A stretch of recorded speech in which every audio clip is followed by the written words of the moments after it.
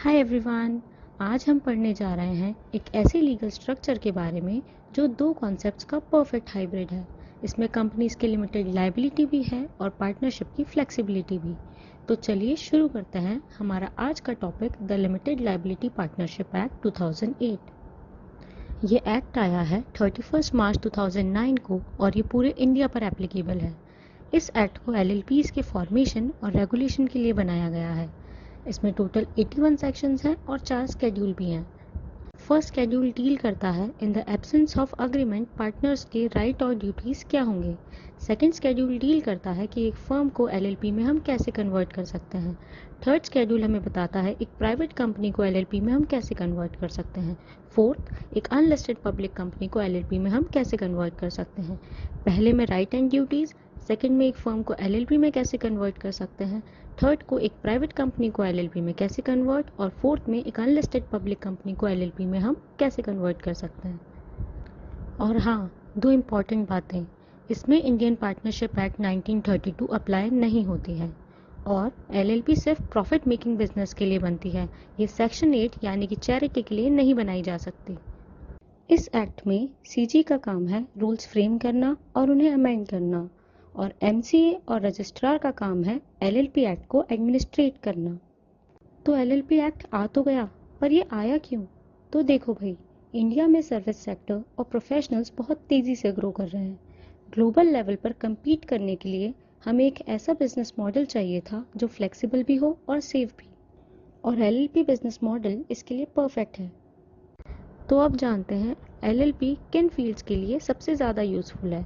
Service providers के लिए, knowledge and take enterprises के लिए जो नई टेक्नोलॉजी या नॉलेज बेस्ड फील्ड्स में काम कर रहे हैं जहां बड़ा कॉर्पोरेट स्ट्रक्चर शायद सूट नहीं करे, प्रोफेशनल्स के लिए जैसे सीए, सीएस, कॉस्ट अकाउंटेंट्स या लॉयर, वेंचर कैपिटल फंड्स के लिए जहां रिस्क, नॉलेज और एक्सपर्टाइज का कॉम्बिनेशन होता है, साइंटिफिक एंड टेक्निकल फील्ड्स के लिए, small sectors and producer companies के लिए जैसे हैंडलूम, हैंडीक्राफ्ट सेक्टर्स, ताकि उन्हें भी एक कॉर्पोरेट आइडेंटिटी मिले बिना किसी ज़्यादा खर्चे के। तो एलएलपी बिजनेस मॉडल आखिर है क्या? एलएलपी बेसिकली एक कॉर्पोरेट स्ट्रक्चर और पार्टनरशिप का परफेक्ट मिक्सचर है या हाइब्रिड है। ये बिजनेस एंटिटी का एक नया फॉर्म है जो लिमिटेड लायबिलिटी के साथ आता है। इसे हम एक ऑल्टरनेटिव कॉर्पोरेट बिजनेस व्हीकल भी कह सकते हैं। इसमें पार्टनर्स को पूरी फ्रीडम दी जाती है कि वो अपना इंटरनल स्ट्रक्चर खुद ऑर्गेनाइज कर सकें, बिल्कुल एक पार्टनरशिप की तरह। इसमें पार्टनर्स की लिमिटेड लायबिलिटी होगी, यानी कि उनके कंट्रीब्यूशन तक ही उनकी लायबिलिटी लिमिटेड होगी। यहाँ एलएलपी खुद एक लीगल पर्सन है, इसलिए एलएलपी अपने डेट्स के लिए अपने एसेट तक ही लायबल होगी। Now let's talk about some important definitions. So first is body corporate. Body corporate का मतलब होता है कंपनी, और इसमें इंक्लूडेड है एलएलपी जो इस एक्ट के अंदर रजिस्टर्ड है, एलएलपीज जो इंडिया के बाहर इनकॉर्पोरेट हुई है, और कंपनीज जो इंडिया के बाहर इनकॉर्पोरेट हुई है। लेकिन इसमें क्या नहीं आता? Corporate soles and cooperative societies, और ऐसी कोई बॉडी कॉर्पोरेट जो सेंट्रल गवर्नमेंट ने नोटिफाई की हो। Second one is small LLP. एक एलएलपी को स्मॉल एलएलपी तब माना जाएगा जब उसका कंट्रीब्यूशन 25 लाख रुपीज से ज़्यादा ना हो, जिसे सीजी बढ़ाकर 5 करोड़ तक कर सकती है, और उसका टर्नओवर 40 लाख से ज़्यादा नहीं हो, जिसे सीजी बढ़ाकर 50 करोड़ तक कर सकती है। तो करंट लिमिट्स हुई 25 एंड 40 की, और मैक्सिमम हुई 5 एंड 50 की। Third one is LLP agreement. ये एक रिटर्न अग्रीमेंट होता है जो या तो पार्टनर्स और एलएलपी के बीच या फिर बिटवीन ऑल पार्टनर्स हो सकता है, जिसमें उनके राइट्स एंड ड्यूटीज लिखे होते हैं। Fourth one is financial year. Normal case में 1 अप्रैल से लेकर 31 मार्च तक को ही फाइनेंशियल ईयर कहा जाता है, लेकिन अगर एलएलपी इन बिटवीन फॉर्म हुई है तो उस इनकॉर्पोरेशन की डेट से एंड ऑफ द ईयर यानी 31 मार्च को फाइनेंशियल ईयर माना जाएगा। Fifth one is foreign LLP. तो फॉरेन एलएलपीज ऐसी एलएलपीज होती है जो फॉर्म, इनकॉर्पोरेट या रजिस्टर हुई है आउटसाइड इंडिया, लेकिन जिसका प्लेस ऑफ बिजनेस है in India. Now let's move on two sections, और सबसे पहला सेक्शन है सेक्शन 5, पार्टनर्स। तो एलएलपी में कौन पार्टनर बन सकता है? कोई भी इंडिविजुअल या बॉडी कॉर्पोरेट एलएलपी में पार्टनर बन सकता है, लेकिन एक इंडिविजुअल डिस्क्वालीफाई हो जाएगा अगर वो अनसाउंड माइंड का पर्सन है और कोर्ट ने ऐसा डिक्लेयर किया है, या वो एक अनडिस्चार्ज इंसॉल्वेंट है, या वो एडजुडिकेटेड इंसॉल्वेंट है और उसकी एप्लीकेशन पेंडिंग है। The next section is section 6, जो बताता है कि एलएलपी में मिनिमम कितने पार्टनर होने चाहिए। तो एलएलपी में मिनिमम 2 पार्टनर होने चाहिए। अगर at any given time partners 2 से कम हो जाएं और एलएलपी 6 मंथ से ज़्यादा टाइम तक सिंगल पार्टनर के साथ काम करती रहे, तो वो अकेला पार्टनर उन 6 मंथ्स के बाद वाले टाइम पीरियड में हुए सारे डेट्स का और ऑब्लिगेशन के लिए पर्सनली लायबल हो जाएगा। Next section is section 7, designated partners. Her LLP में मिनिमम 2 डेजिग्नेटेड पार्टनर्स होने चाहिए जो इंडिविजुअल हों, और इनमें से मिनिमम एक रेसिडेंट इन इंडिया होना चाहिए। रेसिडेंट इन इंडिया मतलब जो पिछले फाइनेंशियल ईयर में कम से कम 120 डेज इंडिया में रहा हो। लेकिन क्या होगा अगर एलएलपी में सारे पार्टनर्स बॉडी कॉर्पोरेट हों? तो उनके nominees will act as designated partners. Now let's talk about characteristics of LLP. तो एलएलपी एक बॉडी कॉर्पोरेट है, सेपरेट लीगल एंटिटी है, अग्रीमेंट की बेसिस पे चलती है, परपेचुअल सक्सेशन का फीचर भी है इसमें, एक आर्टिफिशियल लीगल पर्सन है, कॉमन सील रख सकती है, लिमिटेड लायबिलिटी होती है सब पार्टनर्स की, मैनेजमेंट ऑफ बिजनेस का काम पार्टनर्स करते हैं, minimum and maximum number of partners defined है, बिजनेस सिर्फ प्रॉफिट के लिए होता है, यानी नो सेक्शन 8 कंपनीज। एलएलपी को कन्वर्ट किया जा सकता है किसी भी फर्म में, प्राइवेट कंपनी में, अनलिस्टेड कंपनी में। म्यूचुअल एजेंसी होती है पार्टनर्स के बीच में, यानी कि सारे पार्टनर्स एलएलपी के एजेंट्स होते हैं, एक दूसरे के नहीं। इन्वेस्टिगेशन करा सकता है सीजी, कॉम्प्रोमाइज़ और अरेंजमेंट हो सकता है as per the act, foreign LLPs form हो सकती हैं और डॉक्यूमेंट्स को ई फाइल करना पड़ेगा।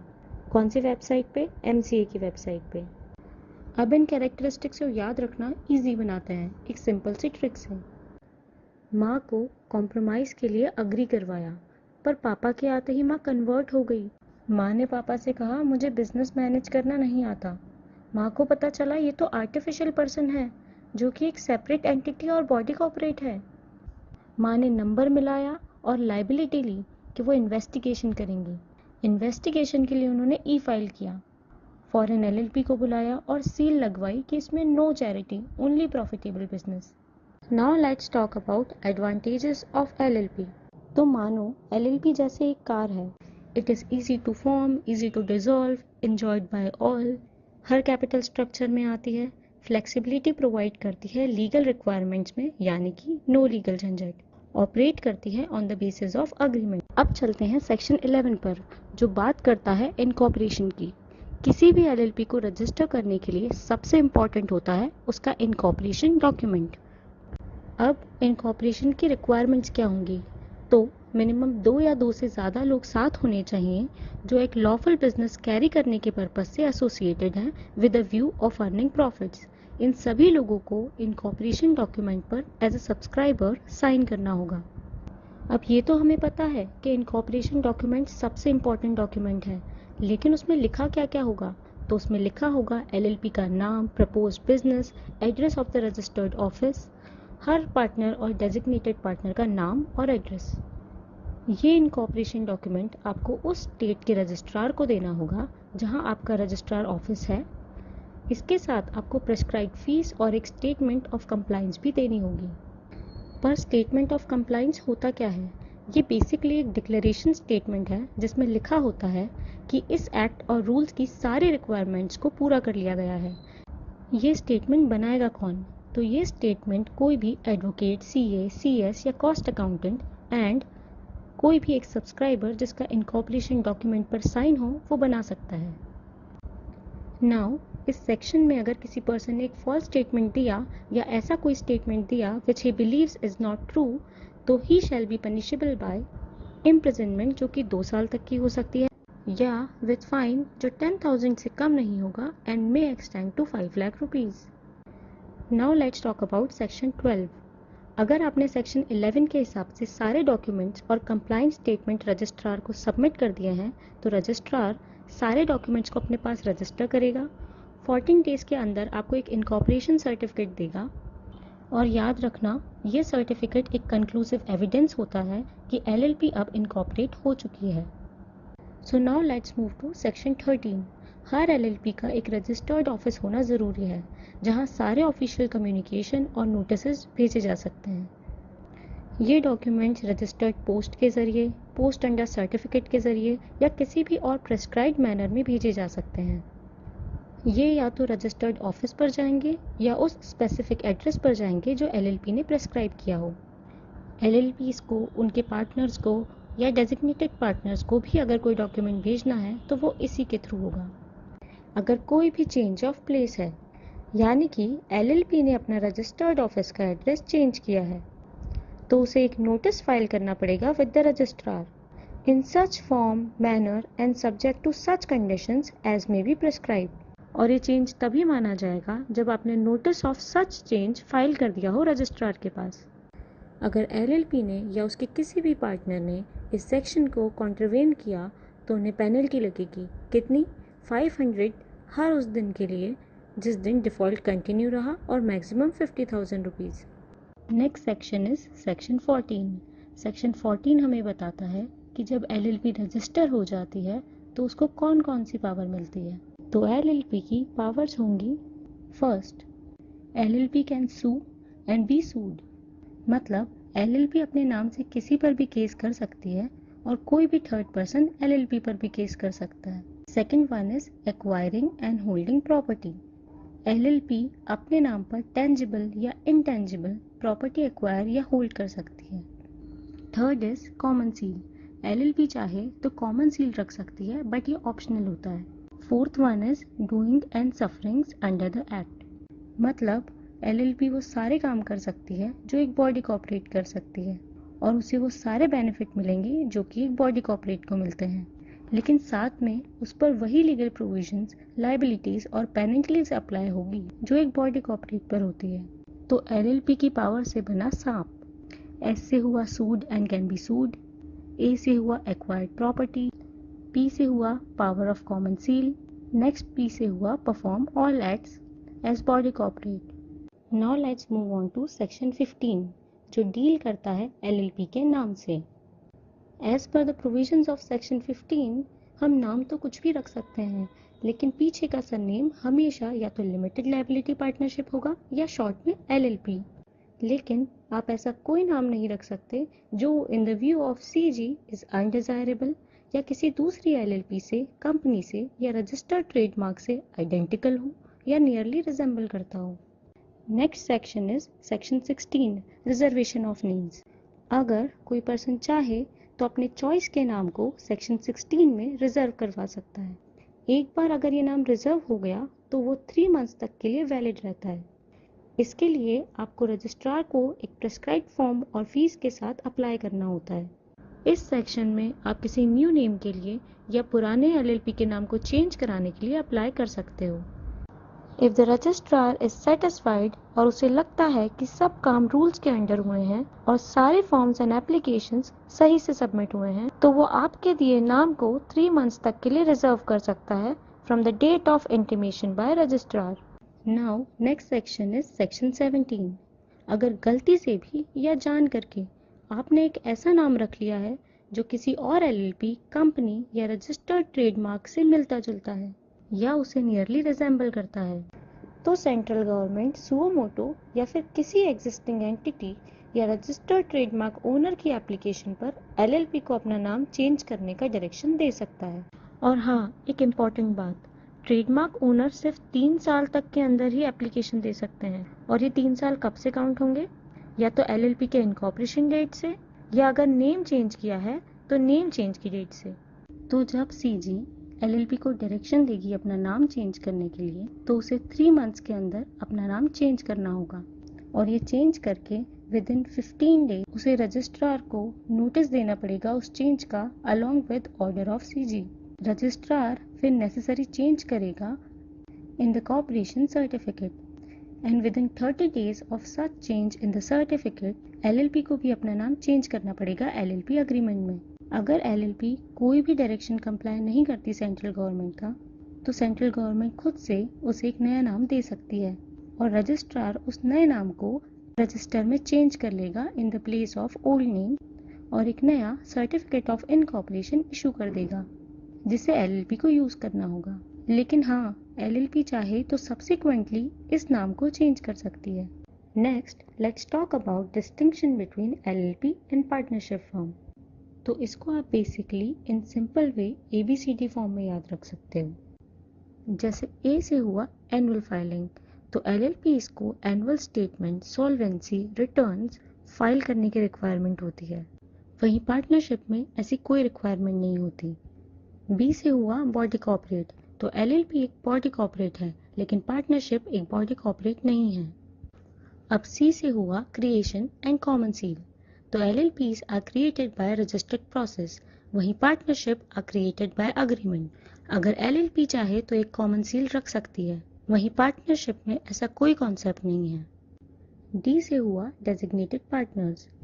LLP में एटलीस्ट 2 डेजिग्नेटेड पार्टनर्स होने चाहिए, जिनमें से एक रेसिडेंट कंपलसरी होना चाहिए। वहीं पार्टनरशिप में ऐसा कोई प्रोविजन नहीं है। एफ से हुआ फॉरेन पार्टनरशिप। LLPs में फॉरेन नेशनल्स पार्टनर बन सकते हैं, वहीं पार्टनरशिप में फॉरेन नेशनल्स पार्टनर नहीं बन सकते। अब एल से हुआ liability and legal compliances. LLP में पार्टनर्स की लायबिलिटी होगी उनके अग्रीड कंट्रीब्यूशन तक, वहीं पार्टनरशिप में यही लायबिलिटी अनलिमिटेड होगी, यानी कि it can extend to personal assets of partners. LLP में सिर्फ डेजिग्नेटेड पार्टनर्स ही रिस्पॉन्सिबल होते हैं कंप्लायंसेस के लिए, वहीं पार्टनरशिप में सारे पार्टनर्स रिस्पॉन्सिबल होते हैं। एम से हुआ mutual agency and minor as a partner. Mutual agency मतलब हर पार्टनर LLP से बाइंड होगा पर एक दूसरे से नहीं, वहीं पार्टनरशिप में हर पार्टनर एक दूसरे से भी बाइंड होगा। LLP में माइनस बेनिफिट के लिए भी पार्टनर नहीं बन सकते, वहीं पार्टनरशिप में माइनर बेनिफिट्स के लिए पार्टनर बन सकते हैं विद कंसेंट। एन से होगा नेम। LLP के नाम में हमेशा एज अ सफिक्स LLP आएगा, वहीं पार्टनर्स का कुछ भी नाम हो सकता है। पी से होगा परपेचुअल सक्सेशन। सिंस LLP एक कंपनी है तो उसकी एग्जिस्टेंस कंटिन्यू करेगी इवन आफ्टर पार्टनर चेंजेस, वहीं पार्टनरशिप में एग्जिस्टेंस पर इफेक्ट आएगा अगर कोई भी चेंज हुआ। आर से हुआ regulating act and registration. LLP को रेगुलेट करती है LLP एक्ट 2008, वहीं पार्टनरशिप को इंडियन पार्टनरशिप एक्ट 1932। LLP का रजिस्ट्रेशन मैंडेटरी होता है, वहीं पार्टनरशिप के लिए ये वॉलंटरी होता है। एस से हुआ separate legal entity. So now let's talk about differences between LLP and limited liability company. तो जैसे हर घर की अपनी लॉज होती हैं, अपने लोग होते हैं, इंटरनल स्ट्रक्चर होता है, सबके अपने नाम होते हैं, उनके घर में नंबर ऑफ़ मेंबर्स अलग अलग होते हैं, सबकी अपनी जिम्मेदारियां होती है, सबका मैनेजमेंट डिफरेंट होता है, और मिनिमम नंबर कितने रहेंगे घर में ये भी डिसाइडेड सबका अलग अलग होता है। या फिर ऐसे कुछ लोग होते हैं जो सिर्फ डायरेक्शंस देते हैं या डेजिग्नेटेड सीट पर बैठे रहते हैं। तो ऐसे ही LLP और लिमिटेड लायबिलिटी कंपनी भी डिफरेंट है। LLP की गवर्निंग लॉ LLP एक्ट है और लिमिटेड लायबिलिटी कंपनी की कंपनीज एक्ट। LLP में पीपल को पार्टनर्स बोलते हैं और कंपनी में मेंबर्स या शेयर होल्डर्स। LLP का इंटरनल स्ट्रक्चर अग्रीमेंट की बेसिस पे होता है और कंपनी का लॉ के बेसिस पे। LLP का नाम LLP पे एंड होता है और कंपनी का लिमिटेड पे, और अगर प्राइवेट कंपनी है तो प्राइवेट लिमिटेड पे। LLP में मिनिमम 2 पार्टनर्स होते हैं और मैक्सिमम कोई लिमिट नहीं होती। वहीं इन केस ऑफ कंपनी अगर प्राइवेट कंपनी है तो मिनिमम 2 मेंबर्स और मैक्सिमम 200 मेंबर्स हो सकते हैं, और अगर पब्लिक कंपनी है तो मिनिमम 7 मेंबर्स होने चाहिए और मैक्सिमम पर कोई लिमिट नहीं होती। LLP में पार्टनर्स की लायबिलिटी उनके अग्रीड कंट्रीब्यूशन जितनी होती है, वहीं कंपनीज में मेंबर्स की लायबिलिटी उनके अनपेड शेयर अमाउंट जितनी होती है। LLP में मैनेजमेंट पार्टनर्स संभालते हैं और कंपनी में बोर्ड ऑफ डायरेक्टर्स। LLP में मिनिमम 2 पार्टनर्स होने चाहिए और 2 डेजिग्नेटेड पार्टनर्स, वहीं कंपनीज में अगर प्राइवेट कंपनी है तो मिनिमम 2 डायरेक्टर्स होने चाहिए और अगर पब्लिक कंपनी है तो मिनिमम 3 डायरेक्टर्स। तो यहाँ ख़त्म होता है हमारा LLP चैप्टर। अगर आपको ये वीडियो अच्छा लगा हो तो लाइक, कमेंट एंड सब्सक्राइब।